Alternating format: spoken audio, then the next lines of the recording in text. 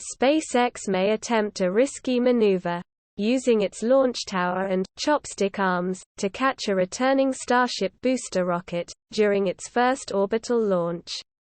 Newly updated documents filed to the U.S. Federal Communications Commission suggest that the company founded by Elon Musk may have changed its plans.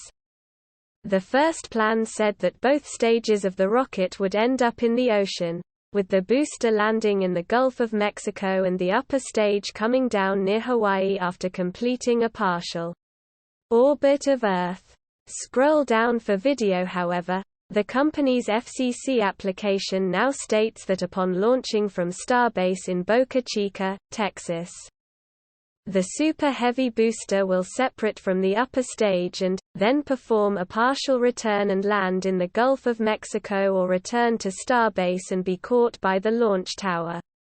The change in the documents was first observed by Michael Baylor from NASAspaceflight.com.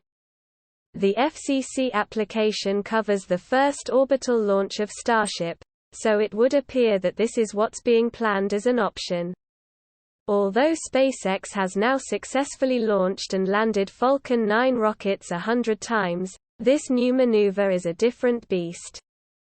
The Starship booster itself is 230 feet tall and would have to perfectly align itself above the 400-foot-tall launch mount and then slowly descend.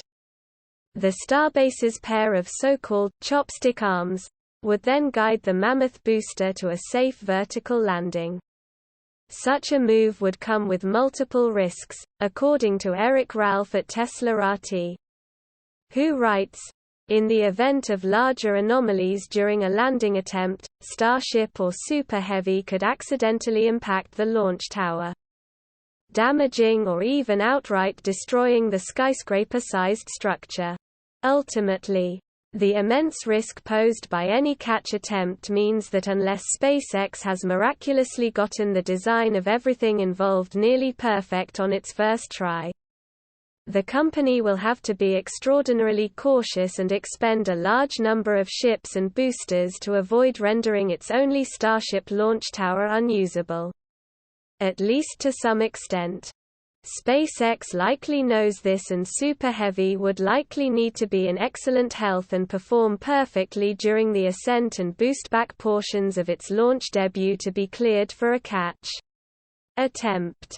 Ultimately, Starship's first orbital launch could end up being even more of a spectacle than it's already guaranteed to be.